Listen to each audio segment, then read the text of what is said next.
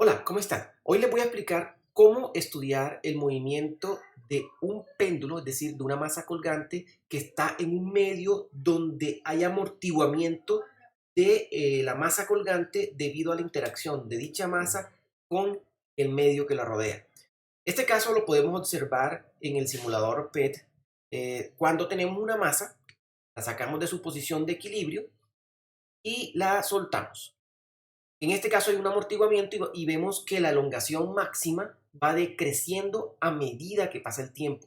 Esto ocurre porque la masa está interactuando con el medio ambiente con una fuerza que es proporcional a la velocidad con la que ella se mueve en este medio. Entonces vamos a describir este movimiento, vamos a encontrar la ecuación de movimiento a partir de las leyes de Newton y con esto vamos a entender mejor el fenómeno del péndulo amortiguado. Notemos la relación entre la velocidad y la aceleración es la flechita verde y la velocidad es la flechita amarilla. Miren que la velocidad, es decir, el sentido del movimiento siempre es contrario a la aceleración, es decir, la fuerza neta siempre actúa como una fuerza de restitución en este sistema masa-resorte. Vamos a pasar a analizar el sistema. Entonces, si nosotros dibujamos el sistema masa-resorte, tenemos una masa suspendida a una cierta altura, como lo estamos viendo en el simulador, y tenemos la acción de la gravedad actuando sobre la masa. Esta gravedad es la que produce una fuerza que la llamamos peso, que es la encargada de hacer que el movimiento de pendular ocurra. Cuando el sistema se mueve hacia la izquierda, esta fuerza actúa hacia la derecha, restituyendo la posición de la masa. Entonces, vamos a escribir las ecuaciones de movimiento en términos de ángulos, es decir, vamos a escribir la sumatoria de torques. La sumatoria de torques entonces sería el momento de inercia multiplicado por la aceleración angular. Recordemos que el momento de inercia es la masa alrededor del radio de rotación. Como este es el punto fijo, el radio de rotación estaría dado por esta distancia, que es L. Entonces, el momento de inercia sería simplemente la masa por L cuadrado. Con esto, el siguiente paso que tenemos que nosotros dar es calcular el torque realizado por la fuerza gravitatoria que actúa sobre la masa. Entonces, tomemos este extremo de acá. Esta sería la fuerza debida a la acción gravitatoria sobre la masa, es decir, lo que llamamos peso. Y este ángulo que estamos observando aquí, θ, es el mismo ángulo que tiene este péndulo con respecto a la horizontal, a este eje vertical. Entonces notemos que este ángulo, porque son alternos internos, nos permite encontrar la componente perpendicular a la línea que une el punto de rotación con la masa. Esto sería masa gravedad seno de θ. Y ese sería la componente que va a actuar sobre la masa para realizar el torque. Entonces, aquí lo tenemos. El torque va a ser simplemente esta componente de la fuerza, es decir, masa gravedad seno de θ, por el brazo de palanca que sería L. Con eso ya podemos escribir la ecuación de movimiento. Sería simplemente la masa por la aceleración, o sea, la masa por la aceleración angular, en este caso, perdón, el momento de inercia por aceleración angular, igual al torque de la acción gravitatoria sobre la masa.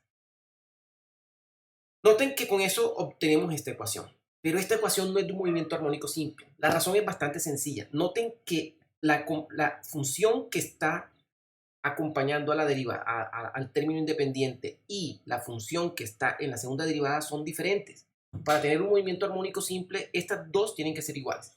Vamos a mirar un poco la función seno de θ alrededor de valores pequeños. Entonces, si nosotros vemos alrededor de valores pequeños, aquí tenemos en el eje de las abscisas tenemos el ángulo θ y en el eje de las ordenadas tenemos el seno de θ.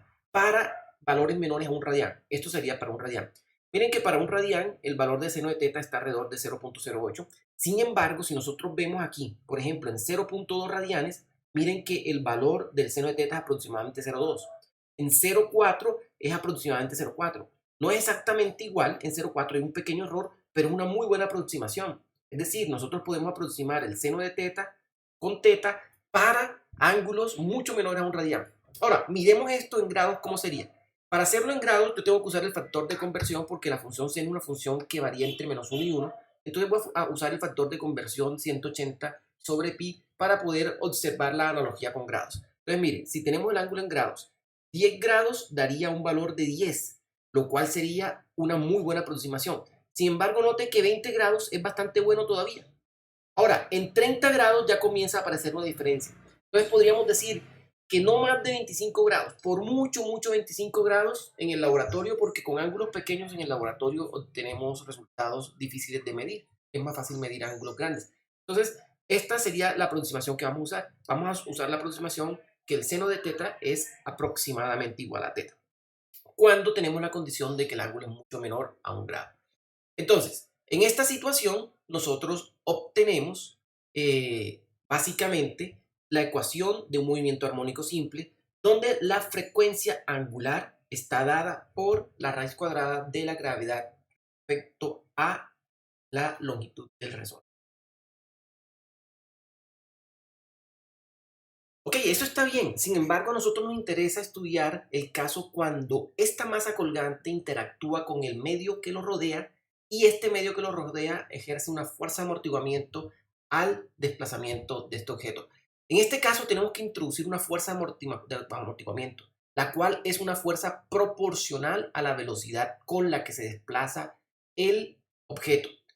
Ok, entonces, en este caso tenemos la situación siguiente, es decir, nosotros tenemos una situación en la cual tenemos una fuerza que es proporcional a la velocidad con la que se desplaza el objeto y esta fuerza va a ejercer un torque que se va a oponer al movimiento. Ya hemos analizado el caso donde nosotros hemos considerado que para ángulos pequeños el seno de teta es aproximadamente igual a teta. Vamos a seguir usando esta aproximación. Entonces, miren, aquí la velocidad tangencial para este caso es básicamente el producto de la velocidad angular, o sea, la primera derivada del ángulo con respecto al tiempo por el radio de oscilación, que sería esta. Ok, entonces, al introducir esta fuerza de amortiguamiento que introduce un torque de amortiguamiento en nuestra ecuación de movimiento, vamos a obtener una componente adicional. Tomando nuevamente la aproximación que acabamos de ver para ángulos menores a un radián, tenemos esta ecuación. Y en esta ecuación nosotros podemos observar muy claramente que apareció un término que conduce a un efecto de amortiguación. Entonces, para poder resolver esta ecuación es conveniente hacer un cambio de variable. En vez de usar el coeficiente de amortiguamiento, vamos a usar una constante de atenuación, es decir, una constante que nos describe cómo disminuye la amplitud de la oscilación. Y vamos a definir omega sub 0, o sea, como la frecuencia fundamental, como raíz cuadrada de gravedad sobre él. Haciendo estos cambios de variables en nuestra ecuación, tenemos esta ecuación, que es una ecuación típica de un movimiento amortiguado. Para resolver esta ecuación, básicamente, nosotros podemos hacer lo siguiente. La solución de esa ecuación es la suma de dos exponenciales complejas, donde las raíces de estas exponenciales complejas están dadas por esta expresión.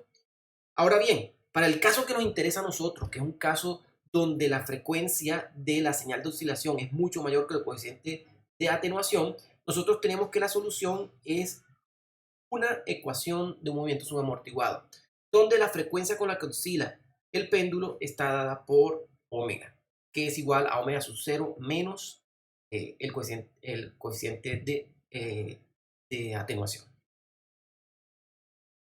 Listo, hemos estudiado el movimiento subamortiguado producido por un péndulo en presencia de un medio que se opone al movimiento de la masa colgante, es decir, que amortigua su movimiento. Si nosotros hacemos el dibujo del ángulo, este ángulo teta, en el tiempo, obtenemos una gráfica de un movimiento subamortiguado. Como vemos, la elongación máxima va decayendo en el tiempo. Con esto hemos terminado la descripción del péndulo amortiguado. Espero que sea de utilidad para sus estudios y para el laboratorio de física 3.